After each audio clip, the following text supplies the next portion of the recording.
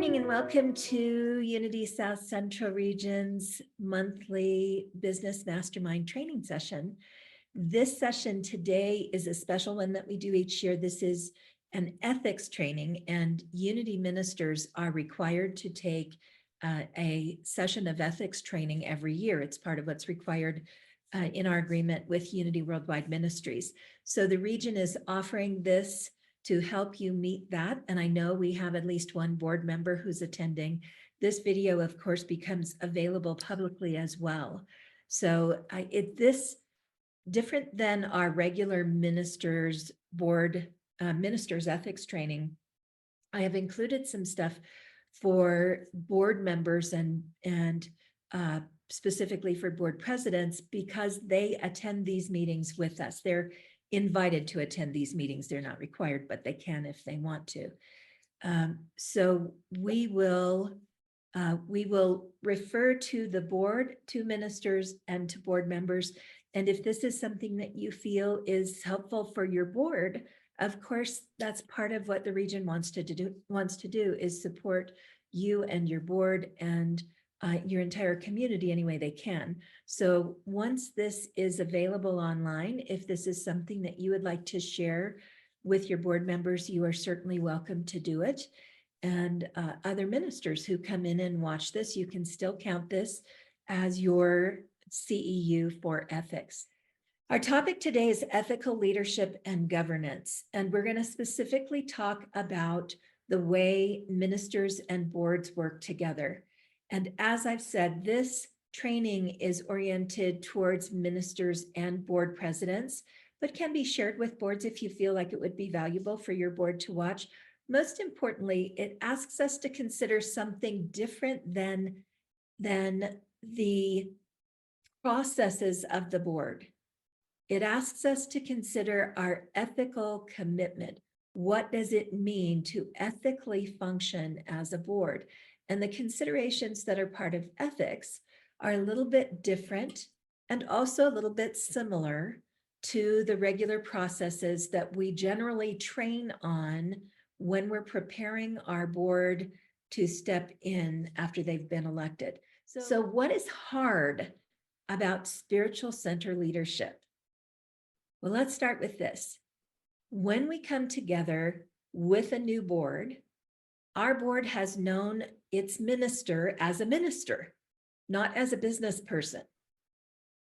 So who we are as ministers is a very different role than who we are as business leaders on the board.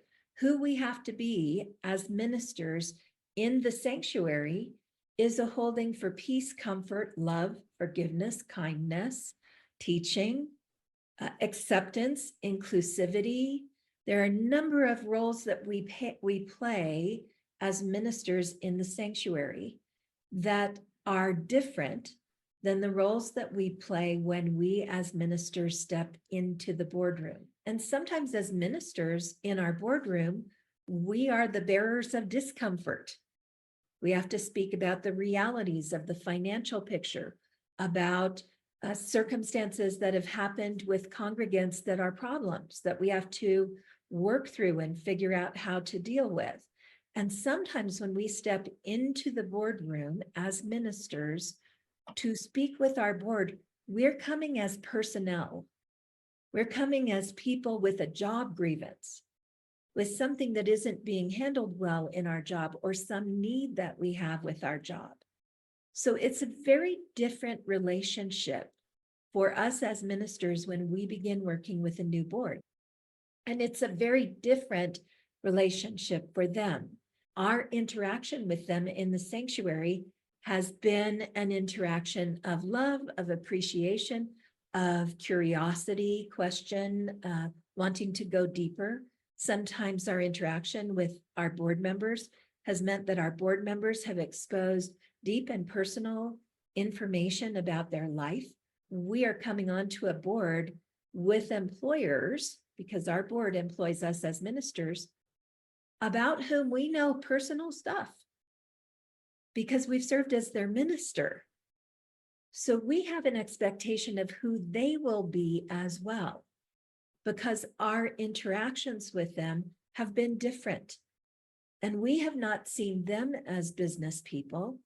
We don't even oftentimes know what kind of business they might have been in, what their business history is, what they might be bringing in the way of discomfort about something that's operational in our spiritual communities. We don't necessarily know that. So when we as ministers come together with a new board, we are starting a new relationship, a different kind of relationship. And we start out most often expecting each other to be who we've always been with one another. When we talk about setting up an ethical container for the minister and the board to work together, to govern the church, it's incredibly important to start with some opening conversation. And this is the time of the year that many of us are bringing new board members on. And that's why we're doing this early in the year, so you can give this some consideration. It's important for us to take the time to speak to the fact as ministers that we may be slightly different, that we play a different role, and to ask our board members to set down any expectations they have based on what they know about us previously. Let's set down some previous expectations and get to know each other in a different way. So there is a really important piece about the ethical way that you govern that has to do with getting to know one another as business people. The board is responsible first and foremost for the fiduciary health of the community. And that means that the money is managed well, that you are elected by the community to manage the operational accounts of the church and make sure that money is spent wisely. There's a whole lot more to ethical management of a community. So let's start with a couple of quotes. First of all, Jeff Kinney says, "You can't expect everyone to have the same dedication you do." This is an important thing. All of us have worked as ministers and boards and seen that some people will be really dedicated. Other people have, maybe they have more responsibilities at home. Maybe they have a very busy work life, but our levels of dedication on the board will be different. That's an expectation we want to let go of. That everyone will be dedicated in the same way is not a reasonable expectation. So we want to let that go right at the beginning. And we want to ask for dedication and ask for some clear information. How many hours a month should a board member expect to work with their minister? Maybe it's 10 in your community, maybe it's 5, maybe it's 20. But to set a realistic expectation on time helps us to know whether or not our team can dedicate to that amount of time.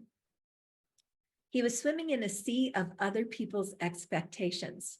Men have drowned in that sea.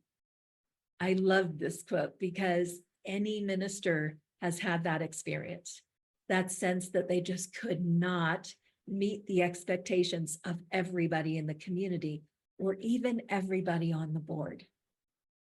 When we set down our expectations and we meet in a new environment as new people, understanding that we'll behave differently in this environment, we open the door to a different kind of relationship, to a more empowered board, and to a better cared for minister, because you will see your minister in a different light, and to a better cared for board, because the minister gets to know more about you and see you in a different light.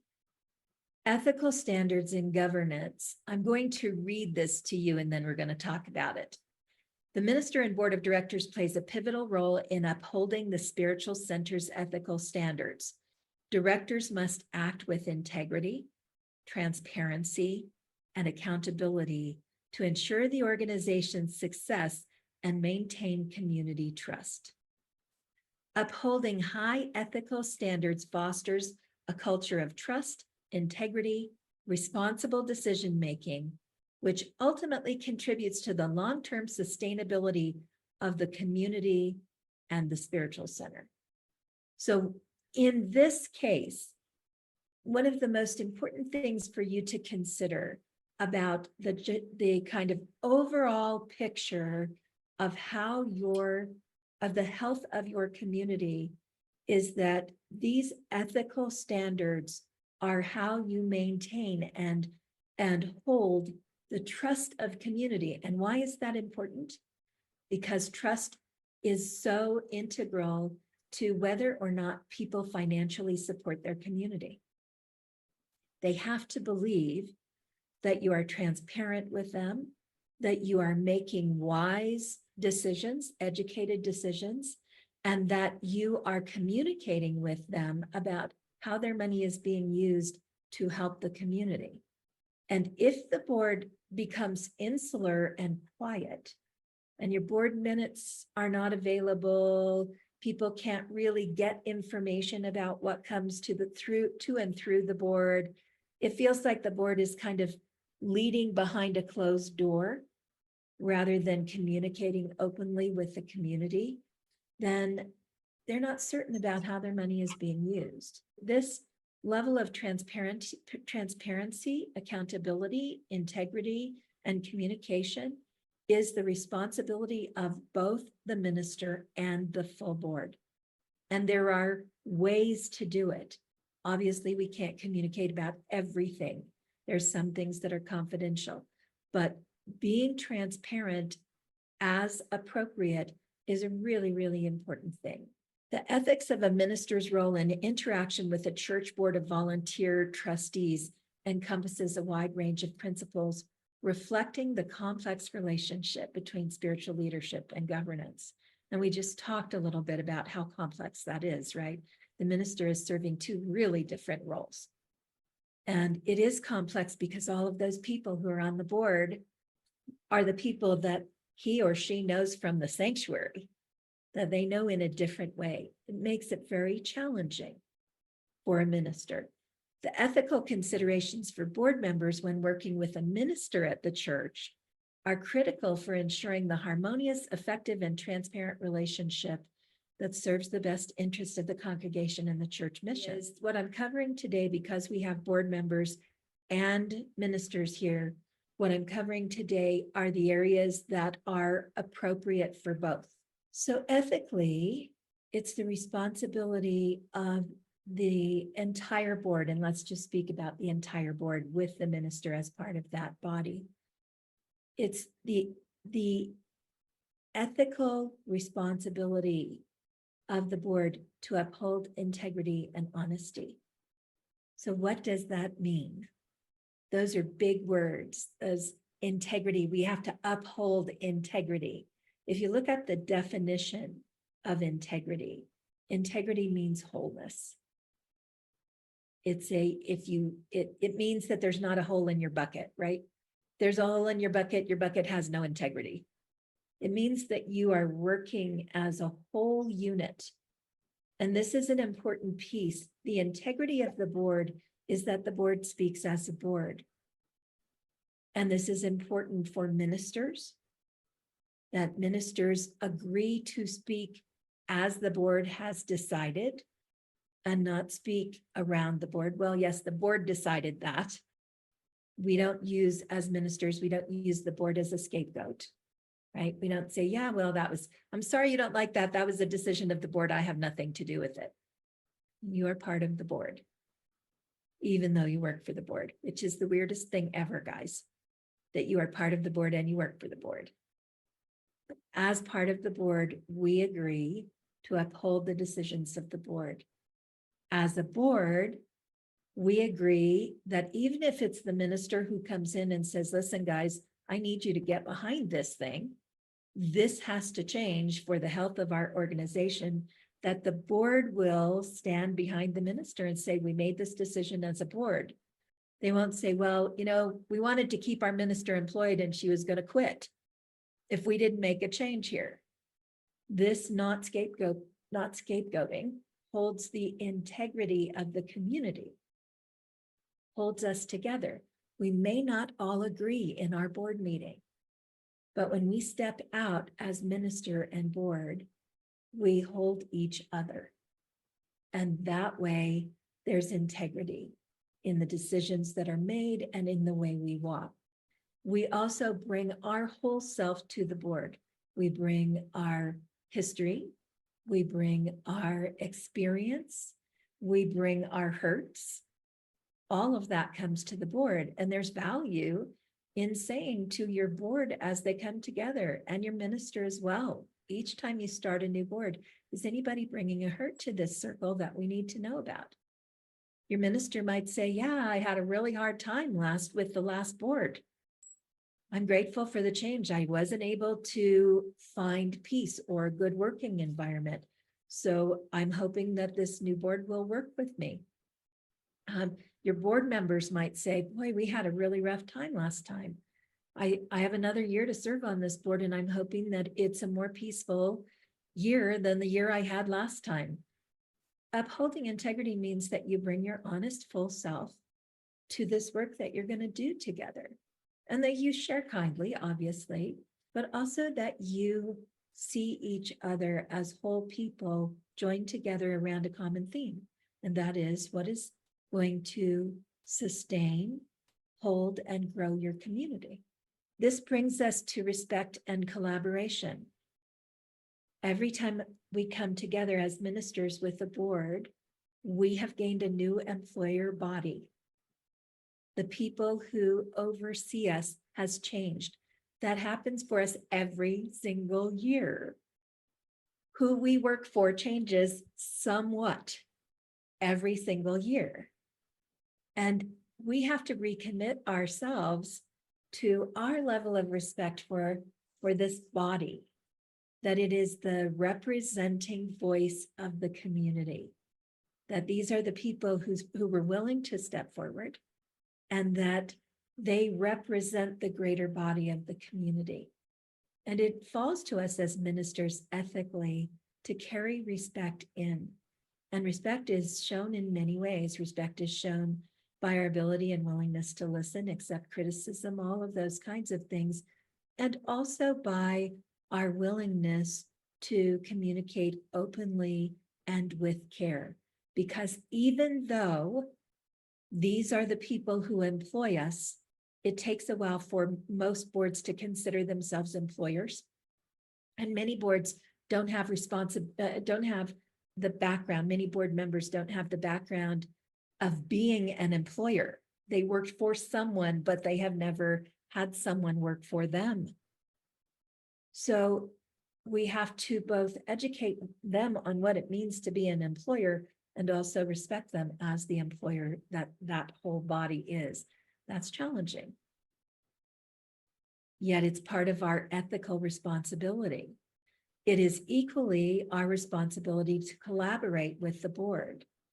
Even though we have years of experience at making decisions for the community, and many times we have new board members coming in who don't have the experience or background in the community. I just talked to someone recently who has a brand new board, who has a brand new president who has been with the community for 1 year. So what an interesting thing for a minister to step into that. Because if you've been there 3 years, 5 years, 10 years, you have a bucket load more information than your new board president. And yet it's your job to collaborate, to respect, collaborate, and work with this person. And to share with them as much information as you can so that the board in its entirety can make wise decisions. I hope that for board members who are here, that you begin to understand some of the complexities of this for your minister. Because it is a every year thing for your minister to step in with a new board. And they have to repeat that bit of work each time that the board changes. And it is challenging, and it's time consuming, and it takes effort to educate and re-educate and re-educate and re-educate. And yet, ministers, that is part of our job. That is part of what we do because we lead communities. We are not the decision maker for the community, except as empowered by the board. We lead communities. Recognizing the board members as volunteers is obviously a really important thing. They're giving their time. We are paid for our time as ministers. That makes it different. The opposite is also true. Ministers are in a unique position that board members want to respect, and that is that they are paid and hired to accomplish a certain job. And in order to do that job, they have to accomplish certain goals. They have to do certain things. They are trained to do certain things. So mutual respect means that the board gets an understanding and appreciation for the training that the minister has, and that the minister has an appreciation for the willingness of the board members to step in and give of their time and their skill. And those are just one of the places that we cross over when we talk about respecting each other. I want to take a moment and talk about confidentiality, and we're going to talk about it again. But I want to remind board members, there are times that ministers have information that is so highly confidential that they cannot share it with you. There are things that ministers know that the board members don't know. And sometimes making the decision about whether board members should know that or not is a really tough thing. How do we decide that? How do we step into that? First of all, we have to have confidentiality with our board. We have to have a real understanding of what confidentiality means. Confidentiality in its legal term means on an as needs to know basis. So a lot of times a community member will come in and say to us, I'm telling you this in confidence, and I expect you not to tell anybody else. And I will always take the time to say, confidence means on an as need to know basis, which means as long as this does not impact the community in any way, I am free to hold this privately. But if at any time this were to in some way impact the community, it would be on me to speak to the board about how this was impacting the community. And I need you to know that before you tell me anything, because I have a responsibility to the board to help the board in its decision-making process. So there are lots of examples that you can use. This is an actuality, is that I had a member of the community come in one day and sit in my office and talk to me about being madly in love with me. And I, of course, handled it and expressed that 1, I'm married, 2, this is inappropriate, 3, I'm going to ask you to take some time away from the church. I cannot have this in our community. I cannot interact in this way with anyone. And while I appreciate what you're saying, I really need there to be separation between us. I handled all of that privately, personally. It went fine. They were very understanding. I was very careful about my words. They left feeling whole. I left feeling clear about my boundaries. About 6 months later, that person came back to the community, and they came back having had a conversation with me and being very clear that they were in a really good place and had fallen in love with someone else and life was all good. 3 months later, they ran for the board, or they stepped up, they were nominated for the board. Do I tell my board or do I not? That's a tough decision, isn't it? What ultimately for me made the decision was whether or not I could comfortably work with that person as a board member, and I could not. So I went to my board and explained to my board what had happened and why I was concerned about this nomination. And the board made its decision moving forward, not to allow that person to run for the board. It was a very tough and tender thing. We had a meeting with that person, the board president and myself, and explained why. And the person was very gracious about it, but it might not have been handled graciously, right? You don't know when you go into that situation. These are hard decisions. They're very difficult decisions. And for your board member to speak about something on an as need to know basis is difficult. Sometimes it's a really hard decision as a minister. It is the job of the minister and the board to not only hold confidentiality while you are on this board or while you are the minister of this church, but it is your ethical responsibility to hold confidentiality forever. And that's a really important thing for us all to agree to as a collaborative board. When you are done with the board, anything you happen to know on the board stays with you. When you are done as a minister at that church, anything you happen to have held in confidence stays with you. That is an ethical decision, consideration, and must for this job.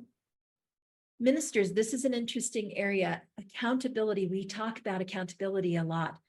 We need to be accountable to each other, for sure. If I say I'm going to do something, you need to be able to count on me to do it. And if I don't, you should be able to speak up and tell me. As a minister, it's an interesting thing to hold the board accountable because, again, it's your employing body. So you have a responsibility to interact with the board. And if a member of a board is not accountably following through, you are not necessarily in the position to pull that person aside. Your first step can be to talk to your board president. Because board members are accountable to the board president, to the leadership of the board, and board members are accountable to their community, where you as a minister are accountable to the board. So if there's a problem in the interaction with your board, an accountability issue, then your first step as a minister can be to sit down with the board president and say, I'm noticing that any job that we give to Ralph does not get followed through on.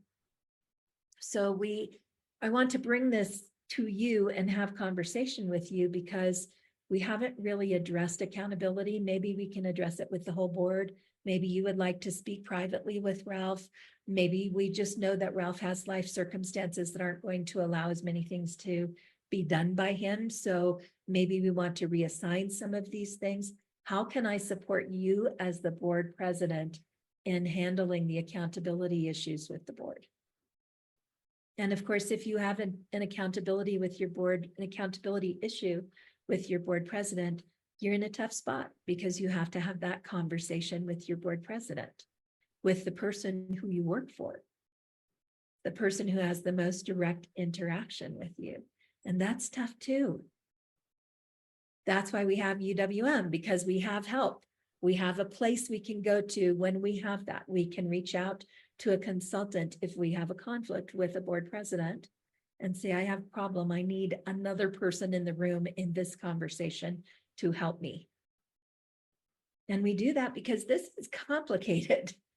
The kind of way that this lays out in a church community is very complicated and very different than other organizations where the kind of hierarchical lines, delineations about responsibility and accountability are clear. These things move and adjust according to circumstance. But it's important for us as ministers to respect and remind ourselves that the board is not accountable to us. We are accountable to the board, and the board is accountable to not only the board president, who's their leader, but the board is equally accountable to the community who elected them. And that's why our bylaws have ways that members can remove board members. Our communities have steps they can take if they don't like the actions of the board, because the board is accountable to the community. So in order for that to work, those kinds of systems have to be in place in your bylaws. Conflict of interest. Let me give you a simple example for a minister. In my last church, we had a big lawn. It had to be mowed all through the summer. In Colorado, the lawn grows like crazy. Now, it doesn't grow all year long. It only grows for about 4 or 5 months. So finding volunteers to mow the lawn at the last church I served got really impossible. People just didn't want to do it because it's a big lawn. So I decided I had a teenager at home who could mow the lawn. And if I was going to have to pay somebody to mow the lawn, I could pay him. That would help me take care of all the expenses that I have for raising a teenager who wants money for all the things teenagers want money for. Can I, as an individual minister, make that decision? No. Why? It's conflict of interest for me. It benefits someone in my family. It benefits me directly. He makes money. I don't have to give him money. It's a direct conflict of interest. I can go to my board and say, would you be willing to allow me to hire my son because I know he can do this? Here's what he would charge. Or do you have someone else you would like me to hire? How would you like me to move forward with this? In that case, my board was delighted that my son wanted to mow the lawn, that it was a reasonable price, and they didn't have to find volunteers. But if I had made that decision for myself, it would have been a conflict of interest because someone who knows me, someone benefited directly through my job as the minister there without any interaction from people who are unassociated. In that regard, I don't get to vote, right? The board makes a vote, they make a decision, I can implement the decision. Board members can have the same conflict of interest because they have a great plumber. They have a great roofer. They know somebody who can do something for the church. If you bring your great roofer to the board and you say, I got a great guy for you, he can fix this and he's going to give us a great deal, you can't vote because it's a conflict of interest. You have a particular personal agenda. So as ministers and as boards, we have a responsibility for being transparent when we have a conflict of interest. Because sometimes someone comes in like you mentioned to Sally, oh, Sally, our administrator position is open. You would be great for that. You ought to apply, but the board doesn't know that you did that. The minister doesn't know that you did that. So when the minister comes in and says, hey, I'm gonna hire this person. I think this person is going to be great. I want to give them a salary of this much money. You could say, oh, I don't think that's enough. I think we should pay him a little bit more. Conflict of interest. Because you did not open your mouth and say, I know that person and I know that they won't work for less. I'm the person who sent them here. I know that they have a greater need for that. I need to remove myself from voting on this, but I do want you to know that she probably needs $2 more an hour to be able to make this job work.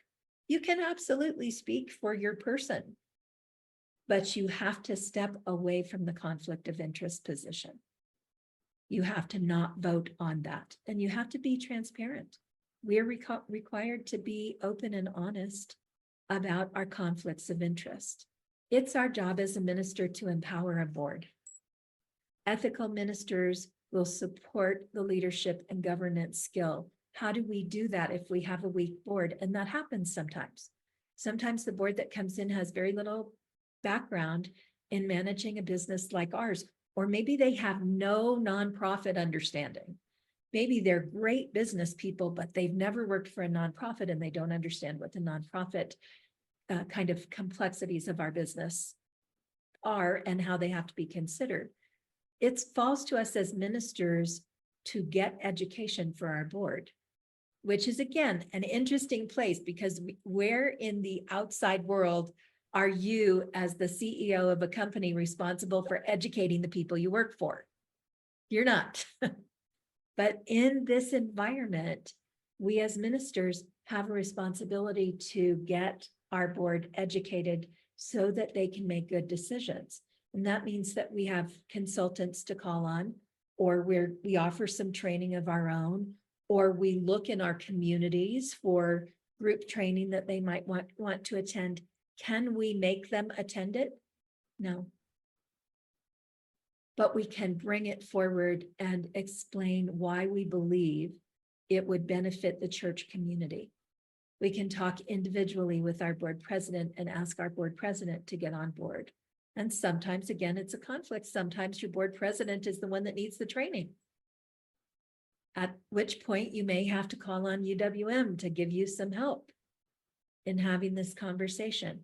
But ministers have an ethical responsibility to pay attention to the empowerment and development of our boards, to make sure they have what they need to do the job for the community that elected them. We also have a responsibility to work within the vision and mission of the church and to demonstrate to the board how we run our decision-making through the vision and mission. One of our regular attendees, their church mission is love in action. So when you decide on outside activities of the church, it's really easy to say, if we do that, if we march, we're going to march in the Pride Parade. Our community's not sure. Some members of our community have some concern. Should we march in the Pride Parade or should we not? Well, let's first ask, does it meet our mission? Does it show us as love in action? If it meets our mission, then it's gone through the first step of evaluation. Then we can have more consideration as to what the impact might be if we decide to do it or we decide not to. But our mission and our values are what the community has said we are, how we're going to show up in the world. So we as ministers and as a board have a responsibility to run our activities and actions through that. Are we love in action?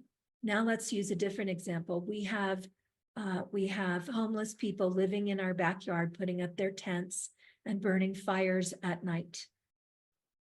And we're worried about the safety of our building. Our mission says we are love in action. How can we address this? Would love in action allow that to happen? Because come on, these poor people don't have a place to live. If we're love in action, we have to do that. Or does love in action mean that we will help them find all the information that they need to find shelter and resources in the community, and that we still, as love in action for our community, need to ask them to leave the property? Those are tough decisions, aren't they? What do we mean by being love in action? We often get a deeper view of what our mission means when we start applying it to the day-to-day decisions that we make in our community. And that is the minister's job, to bring those things through the face of the mission and values. That is the board's job as well. And it will be the minister who demonstrates that, how that's done to the board. Obviously, clear and open and honest communication is important. Ministers, remember that your board is run by your board president. It can be really easy. They will defer to you because you know so much. I have to really watch this because I'm an over communicator, first of all, and I have something to say. I almost always have something to say. So part of our job as ministers is to pull our voice back a little bit in the board meeting, to listen and to watch for where we can guide. But part of that empowering process we talked about is to lift up board members. One of the ways that ministers can do this is if you notice someone who's never speaking, at some point when there's a break in the conversation, you can say, I'd really like to know what you think, Sally, which invites that silent person at the table to speak up. Now they might say, I don't really know what I think yet. Okay, that's fine. But you can invite people in. Board presidents, your job is to invite equal voice and equal listening around the table. That's how collaboration happens. And it's very easy to have a board that's led by two people. It has two really strong voices. Set aside your minister, two really strong voices, and not a clear openness for everybody else to express their opinions. So not only is it our responsibility to give balance to the board voice, but it's also our responsibility to foster a good working relationship and demonstrate as ministers what kind and clear communication looks like. So have you practiced? Do you have a way to say, thank you so much for sharing that opinion. I feel a little differently. Let me share another perspective, which is very different than saying, I don't agree with you. I think you're wrong about that. Right? We have a responsibility as ministers to find a way to communicate things that our board does not know in a way that allows them, that still respects them and still appreciates what they bring in their volunteer service. That falls to us.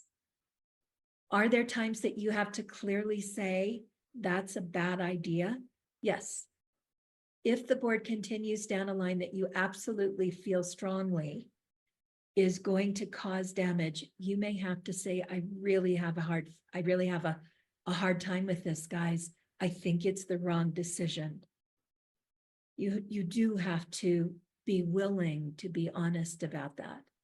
But there are a lot of softer ways to speak to your board before you get to that continue to support your board feeling safe enough to speak up and not feeling afraid. Because if your board members feel afraid of judgment from you, they're not going to speak up. They're not going to enjoy their time on the board. They're not going to bring their expertise. They're going to become silent members of your board. And that's not what you want. So you have a responsibility, everybody on the board, to both speak and listen and to ask questions before we move on to the other. One of the really important things is that misunderstandings most often happen because we didn't ask enough questions. So if you see your board as a minister in a place of disagreement and it's not getting resolved, try and figure out what questions you can ask, because there may be a need for more clarity at the table. They may not really be understanding. They may be nodding at each other and saying, I understand, but, and they may still not understand each other's perspectives. And we are responsible for making sure that our board can make informed decisions, which means that in order to be fiduciarily responsible, they have to understand what the budget does. They have to understand why we spend money on certain things. They have to understand what the needs of the community are and what happens if we make one choice over another. They have to understand that. It still does not mean that their decision will agree with yours. A church can make a decision that they want to do a remodel of the sanctuary, and you might say, wow, we don't have the real money to do that. We don't have enough money for operations. And now we're going to go into our community and ask for more money for this before we figured out how we're going to handle the day-to-day operational costs. Your board still has the fiduciary ability to say, we feel like it's the best thing to do. The building is theirs. It's their community. You are in service to that community. And it will be your job to do your best to see them through. It is equally important for you to make sure they understand what the long-term implications might be so that they make an informed decision. And that can, again, tough, right? These are not easy situations for ministers to be in, but it's part of our job. Transparency, we've talked about it kind of all the way through this. Being transparent. We have to be transparent about the financial situation we're in. We have to be financially responsible for that, resource allocation, all of that stuff, because it fosters trust and accountability. It's pretty easy for the minister to be transparent with the board when it comes to the finances, because the treasurer has all of that information. That's what your treasurer is for and what they should be doing. It's a different challenge for the board to be transparent with the community, because a lot of times when the board is transparent with the community, what they'll say is, oh, you guys, we're going to have to close. Everything is terrible here. We don't have enough money. And, one of the things that I encourage you to recognize is that people want to be on a winning team. It's American culture. People want to be on a winning team. And if you approach your community with a message of, we're never going to make it, your community is going to destabilize. People will be afraid to give their money because I don't want to give my money if we're closing in 6 months. I was thinking about giving $100,000, but if we can't figure out how to manage the money to keep the doors open, why would I give that money? I better wait. So the message that we deliver about our financial needs needs to run through unity teachings. It needs to run through the language of manifestation and the language of universal surplus, which we know is there, without being misleading. So ministers, you have some responsibility to help your board deliver that message, to use principle and guide your board to speak through the principles that we teach, and to do so in a way that is both honest and in principle. And board members, especially board presidents who are here, you have a responsibility to take some coaching on this, to let your board, your minister who's trained in this area, help you figure out how to do it, because it's a skill, it's a developed skill. Some people think they're in a community, but they are only in proximity. True community requires commitment, openness. It's a willingness to extend yourself, to encounter the other, to interact with the other, to get to know the other person. For us to lead, we have a responsibility to do more as a board than be in proximity of one another. We have a responsibility, an ethical responsibility, to collaborate, to be transparent, to bring our full hearts and our full complement of professional skills, to realize that when all of our minds come together, we make the best decision in the middle. Otherwise, we'd have one leader. But it's the combination of many people that gives us community leadership. And we have ethical responsibility to do more than meet in the same place every month. We have ethical responsibility to use all of these tools we've talked about to bring our community the leadership and governance that they need. There are things that you know already. You know that you have to lead according to your bylaws.